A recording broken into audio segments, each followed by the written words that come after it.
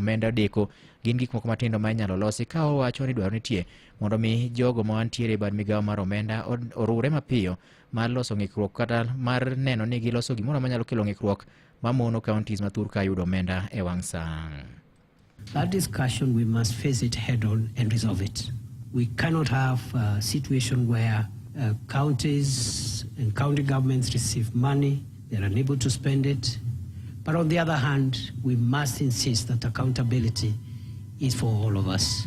And therefore, we must have a way of bridging the gap between the viewpoints by the Council of Governors and the Controller of Budget to make sure that we assist both institutions, the COB and the COG, to deliver on their mandate. No institution has a right to frustrate the other. Both are pursuing legitimate interests. We must not use our mandates either to frustrate or to delay delivery of services to the people of Kenya. Bende Ngire Kithure ne owacho ni ong'eyo ni omenda mar dwe mar 11 monego bed ni ichulo ne counties mondo mi okony chwalo chenro opogore mag dongruok pok ochopo ne counties mag mana ni osingo ni juma manyien geno nitie ni pesa ma kamano biro chopo ne counties ka bende okawo thuolo ma kamano mar ne puoyo governors kuom bedo gi horuok mar neno ni omenda no biro chopo ne gi wang' sa kendo ok gisebedo ka gisundo sirikal mamalo kutenore gi wachno. I can confirm without fear of contradiction that the worst is behind us. The country can only now move forwards. We can only move upwards. And thank you for your patience, because in the process, some of the commitments around devolution, like disbursements of monies to counties and other obligations, have been affected by this macroeconomic turbulence. We encourage more understanding, collaboration, and consensus building as opposed to confrontational approaches to sensitive issues like devolution. Weche moko en ni mane en Prime Minister pachoka Raila Amolo Odinga odhiambo ma kawuono biro rakore e twak gi jochung' ariyo mamoko magilaro godo lemo mar bedo jakom duol ma kelo kanyakla pinje mag Afrika kata AUC. Twak no mabendo tisi ni the Mjadala African Leadership Debate makori biro landi achiel kachiel kokalo wang' jowi mar Citizens achiel wang' mar odhiambo ma kawuono biro timore log tich ma AU mayudore boma ma Addis Ababa e piny mar Ethiopia.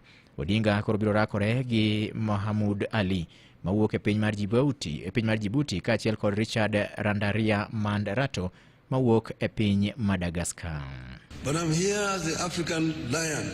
I've been asleep in the jungles of the Congo, but now I'm awake and I'm sitting on African gold, African oil, African diamonds, African iron and copper ores. I'm sitting on African bauxite, lithium and coltan and uranium. And I have the ability to transform all these materials that I have into wealth for the benefit of my people. End of the message from African Lion. Thank you very much, ladies and gentlemen. Twagno obiro motelo ne yiero e laro kom mabende yiero mar laro kom no mochan dwe mar 2 mar higa manyien kine bende thuolo mar jal manie apisi kata mamako lemo no gi sani biro bedo ni oserumo ka twak makamano bende biro kelni achiel kachiel kokale nyakalondo mar Ramogi ka ng'oromo sachiel e wang'e mar odhiambo ma kawuono. Report bende yango ne jatend piny William Ruto osebedo ka siro chung' mar Raila e dwaro kom mar AUC. We have an opportunity as East Africans to produce the leadership of the Africa Union. This time round, it is the opportunity for East Africa to produce the chair of the Africa Union. And in our midst, we have a solid candidate, a man with tremendous experience, a Pan-Africanist who can take this continent to the next level. I ask you as East Africans that we stand united behind the candidature of our former Prime Minister, the Honorable Raila Amolo Odinga. Migao mar somo nyiso mbalariany ma pachoka mondo mi koro makre gi kuonde tiegruok mamoko mar neno ni jopuonjre megi ma bende rwaknegi ogudu omedo bedo motegno e okang' mamalo. Jatend migao mar somo Migoso Gamba kane en nyasi mar rwako ogudu e mbalariany ma Nairobi ne bende owacho ni okang' ma kamano koro biro konyo tieko chandruoge mang'eny ma nyaka gi sani koro kwako piny Kenya kama oting'o chandruoge ma otenore gi lokruok futo mar yamo e kor lwasi, koso tich e kind rowere e kinde chandruoge mamoko. Today, Kenya faces challenges such as food insecurity, climate change, and a youth unemployment rate that demands urgent attention. These issues require solutions grounded in research, policy innovation, and community engagement.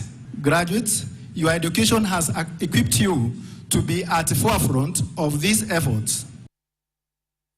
Kata kamano, migaono oikore mar neno ni oketie yo makare chenro manyien mar chulo omenda masiro somo mag mbalariany ma pacho ka, wach ma bende osebedo ka kelo nduoko mokalo, kama bende jopuonjre mag mbalariany moko kuomgi ne osebedo ka ng'ur kolure gi chenro manyien mar chulo pesa masiro chenro mag somo ma sirikal ne oketo. We understand that sustainable funding is a challenge, and we are working towards innovative financing models that blend public and private sector contributions. The recent increase in capitation for tertiary institutions is one example of our commitment, but universities must also diversify their revenue streams to remain resilient. Komachielo en ni miyo moro gi wuode mauke kaunti ma Nakuru maki katudo kod ketho mar ne olo asid kuom jaode. Elijah Matoke ma bende wachore ni ne omonji e ode chieng' tich adek mar jumani ma ochwe ol kuome asid ma gikone to kono ochuo kelo thone. Ripoti yango ni mae notimore bang' bedo ni miyono nobedo gi gwandruok gi jaode ema ne chwe oluongo wuode ma gikawo godo asid ma gikone to ne giolo kuom jaduong'no. Nikasikia woi nisaidieni. Ya kwanza nikaassume kwa sikuona kama inaweza kuwa jambo. Ya pili bado inaendelea kupasist. Ya tatu nikasema hapana. Si nikatoka tu hivyo venye nilikuwa kufika kwa nyumba, mimi nikafunua tu kati. Nikapata Matoke amekaa hapo kwa kiti. Na kuangalia nikaona kabisa alikuwa pink. Na nikauliza hao watoto, "Maina nini mmefanyia baba yenu?" Wakaniambia, "Hatujui nani umwagilia dada acid." Nya kwara magajuanga weche gimedo biro ni kamora mora mainti kokale nyakalondo mari mihero maramogi. Imedo winjo weche manyien gi Vincent Otieno. Jagoro mar riwruok mar jopur Niang' e bare ma kaunti ma Migori Arguengs Adongo opoyo telo manyien mar kambi rego niang' mar Sony wi nonro madhi nyime sani mar kuo mag sukari maromo tana 7.55 manyo miyo maki jotija auchiel mag kambino. Koke kaunti wa Migori Jojuma iler mathothi wachni. Nondo mar buge mag omenda mag kambino mar Gunyango mar Sony madi mar ang'wen mar higani ema noyango ne sukari maromo tan 7.55 ni olal e dweno kalwe kod lipot mogol kod jata tije mar kambini Martin Dima ne olero ni lal mar sukari ni ne otimore kae no wuon pok nochako ti kaka jata tije mag kambini mar Sony kalwe kod lipot mar sukari ma bende oseweyo ka jotije mag kambini mar Sony maromo auchiel osemaki kod obila kendo ndiko dhogi. Jagoro marwakno mar jopur Niang' e kaunti ma Migori Arguengs Adongo wanye gidwaro mondo jogo ma itudo kod lal mar sukari ni okawnegi okang' mar chik. Miyo kane sirikal otimo maber momako jogi, wan gima wadwaro kaka jopur to wadwaro ni mondo jogi komakgi to kik wegi kaka iweyo ga ji, nikech Kenya ka ji osebedo katimo marach kendo imakogi to ka gigike doho to doho weyogi ne gionge gi makosa. To kaendi yudo ka jopur hinyore nikech sukari mokwalno emomiyo sani endi payment kata chudo mar jopur pod iyudo ka dhi dweche adek kuonde ma nje waseaye. Magi chandruok ma Sony osebedo ka yudo. Omiyo wago erokamano ne jotelo manotimo tijni mondo mi gima kamano timre. Awacho ne sirikal ni gigikie doho eka wabiro ng'e ni gitiyo tich makare. Kik wegi Ka opogore kod kawo ne achije gi okang' mar chik, Adongo wacho ni bende ber ka itim nonro matut ne kambini ka buge mag omenda mag kambini bende inono kawo chakre higni machien mondo adieri koro yangre kaka omenda mag kambini osebed ka itiyo godo. Kendo wagombo ni mondo med tim gi saidi. Nonro med tim kabisa kuonde te e departments te mosebedo ka kelo shida ne kambi mamiyo kambi ok nyal loso ohala. Mar ariyo, auditing onego tim e kambi ka maful kendo tim mathara. Eka wabiro ng'eyo ni chandruogegi gibiro nade, tang'o makelogi, to jok makelogi pod gitie kambi koso osegolgi oko.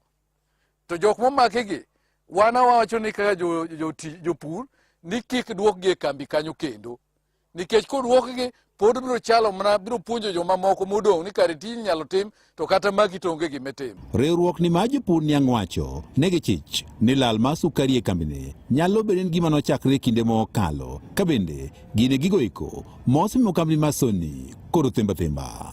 Tend kambini mar Sony lero ni kuom mar sukari masani nonro mare dhi nyime ok omako mana jotije mag kambini mar Sony to kata mokuom jogo iko mok tie kambini. Ne Nyakalondo Maramboi kuke kaunti ma Migori, an Jo Juma. Kakoro watieko nyakwamogi magi kende thuond weche mane omiyo pek kakoro ni to aketo negi e yo machuoka. Mane en Prime Minister Mathurka Raila Odinga odhiambo kawuono biro rakore e twak gi jochung' ariyo mamoko mabende gilaro godo lemo mar bedo jakom riwruok mar pinje mag Afrika AUC. Kabende twak ma kamano ibiro kelni achiel kachiel kokalo e Nyakalondo Maramogi sa achiel e wang' mar odhiambo kawuono. Komachielo en jalup jatend piny Ngire Kithure Kindiki beno singo ni ne duol mar governors ne piny owacho biro timo duto manyalore mar neno ni chandruoge mosebedo kokwako duolno kaka mano mabende miyo omenda deko ne counties ok ochako bedo kendo. Kode migawo mar somo nyiso mbalariany ma pacho ka mondo mi koro makre gi kuonde tiegruok mamoko mar neno ni jopuonjre megi moserwaknegi ogudu omedo bedo motegno e okang' mamalo.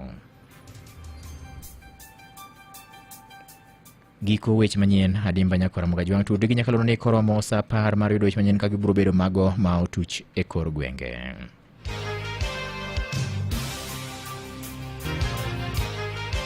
Mago ne weche manyien gi Vincent Otieno. Kaka od fwambo motelo e kelo ni weche manyien e piny onagi. Wakwayo ni hawi maber e kinde ni mar nyasi mar Christmas gi higa manyien.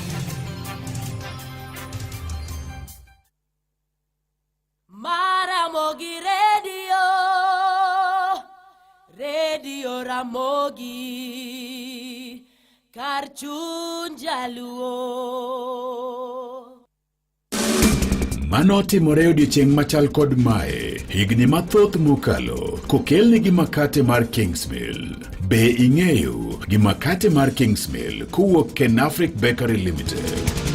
Kawuono en chieng' tich abich tarik 13 dwe mar 12 higa 2024. En odiochieng' mar 348 higani kodong' ndalo 18 to higani rumo. Odiochieng' machal gi kawuono higa 1980 ema ne od bura nogolo chik ni jopuonjre te nyaka tim tich piny owacho nono ma ok ochulgi kuom higa achiel, mano kapok gidonjo e mbalariany. Tijno manong'ere gi nying mar Compulsory National Service.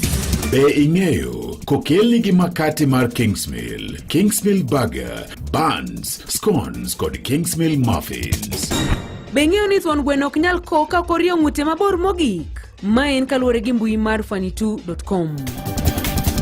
Malingling mopondo, iyango elela. Be ing'eyo kokelni gi makate mar Kingsmill kowuok Ken Afric Bakery Limited. Kuom higni moingo 30, wasebedo kawaloso ni makate mayom kendo mit mokalo. Inyalo yiero marachar kata marabuor. Kabende inyalo mor kanyakla gi familia mari kiyudo Kingsmill Burger, Buns, Scones kod Kingsmill Muffins mayudore duke te mapacho ka e nengo moluar mokalo. Kingsmill kowuok Ken Afric Bakery Limited. Nyakwaramogi dakika gina apar to kod auchiel mosekalo tok sa 7 mano endo mar odiochieng' ka bende aneno ka wachopo e giko mar chenro ni mar wang'o nyango tich abich ma kawuono tarik 13 dwe mar 12 2024 to kod 4 ka watiyo ka chande je joloch ma abolo negi pesa kano dong dakika 4 to romo sa 7. Goreti namba ni rumo kod 188, Festus namba ni rumo kacha kod 632, kasto Evelyn namba ni rumo kod 756. Mago joloch magamogi kacha chande. Ang'eyo ni usayudo pesa nendo, to pesa no kiyude tim godo mana gino endo mani chano cha.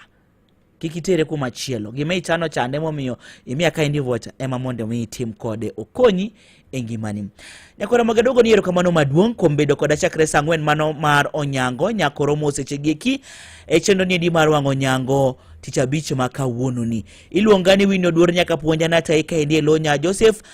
Chenro mabiro nyime en chenro mar Donse itai kod Kasukuraf kacheto kod DJ Vic e Friday machalo kama. Ibed koro dichieng' maber marutho gwedho Ruoth Nyasaye kotelo ni motelo na kinywara doko gwen e chenro mar kogwen sabado chakre sa 11 mar okinyi nyaka sa abich manoendo mar Onyango. Kin kik wi wil mokwa tudre kanyakla chiela. Mano bro bedo chenro mara kodi mar Sabato mogike higani mar 2024. Koro miyo wabro bedo gi mathoth. Ruoth Nyasaye mondo mi otelni e odiechiengni gik duto te odhi e yo makare. Oriti masani.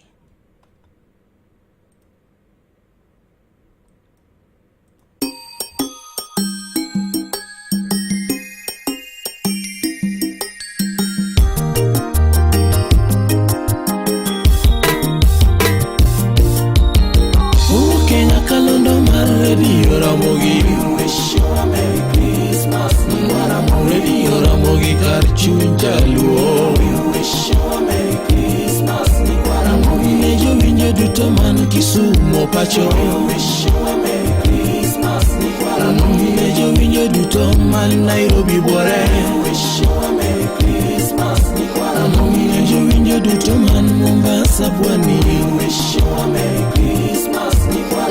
Nejo winyo duto man tie Milambo, we wish you a Merry Christmas. Nejo winyo duto man tie Ugwe, we wish you a Merry Christmas.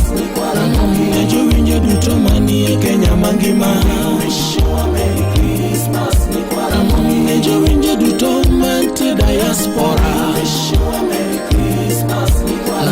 Nejo winyo duto magwa mag view sasa, we wish you a Merry Christmas. Radio Ramogi give you sasa. We wish you Merry Christmas and a Happy New Year. Radio Ramogi Karchun Jaluo. Mondo iyud Milia Sembo mogo kod Amiso Thwango kaka skiza tune mari D star 860 star 416 hash. Melenyara Sambona, milio, melenyara Sambona, milio. Mondo iyud Milia Sembo mogo kod Amiso Thwango kaka skiza tune mari D star 860 star 416 hash. Oya mzee, manaka kuna matime ngoma ushika rada design ya kinoma nome donze kai bende kaka food ushika mtu zile za kufeel thirsty na kudai kunywa kitu mara that. Bas, ka unanielewa, kare acha ni kushoni sani one code Pepsi koro jaribu Pepsi, saa hii ujisikie unadai mo. Shika Pepsi baridi tukikula ngoma pamoja ndani ya show kubwa donze code ankasukura file the Subanis gidaya saa 7 hadi saa 10 ma evening. Kwani ziri mormo pondo manyen maberke no mabiro mori masani Pepsi drinko birogo. Be real, yani Mkenya mtu wa 254 DNA. Parien manandani ya donze every Monday hadi Friday kwa chakore sabiro nikasapara marudhiambo Ramogi FM. Pepsi, thirsty for more. Citizen Duka, the home of discount. This week, Citizen Duka and Quickmart are bringing you an amazing deal on grocery shopping with Mama Soko. Enjoy skuma and spinach at just 20 shillings each, carrot at 99 shillings per kg, and onions at 69 shillings per kg. It's super easy. Just dial star 487 star 5 hash. Select Mama Soko. Choose what you need, make your payment, and get a message to pick up your order at any Quickmart supermarket near you. Fresh produce, great prices, and no hassle. Shop Mama Soko today with Citizen Duka. Citizen Duka, the home of discount. Thuolo mari mar loyo omenda maromo milion 1 ni kae. Yud mwandu matiyo gi teko stima mawuok e tung piny mangima manengogi olwar gi atamalo 45 kama oting'o mwandu mag LG, Philips, Black & Decker kod Hisense. Inyalo kawo mwandu ni sani to ichulo bang'e. Lim branch kata achiel kuom bedewa 12 mag Hotpoint kata be inyalo timo nyiepo mari kokalo e yor mbui mondo mi iyud thuolo mar loyo omenda maromo milion 1 dhi bayo e piny mar Malaysia kata achiel kuom ute 9 mag home makeovers e bombe kaka Nairobi, Eldoret, Kisumu kod Mombasa.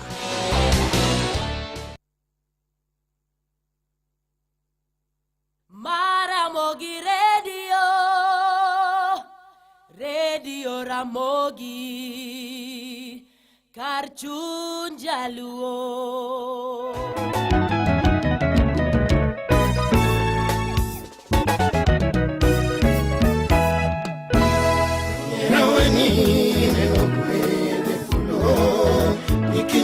ngata siriwa ya waberi osetoya iramari nelosekateka tetete La Mama de Garçon, wapi Amoit Orimba, Nyakach Pacho, Nyakach Kasai.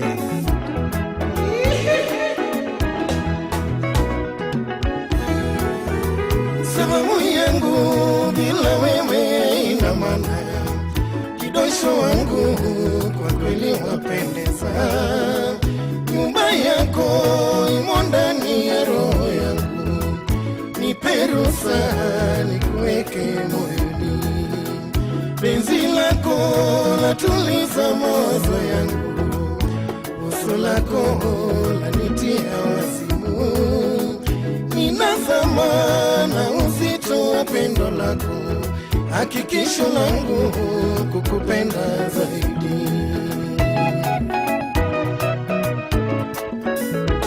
Jeremiah Ochieng, Wodoman, Shamasuro, Kenya Pacho.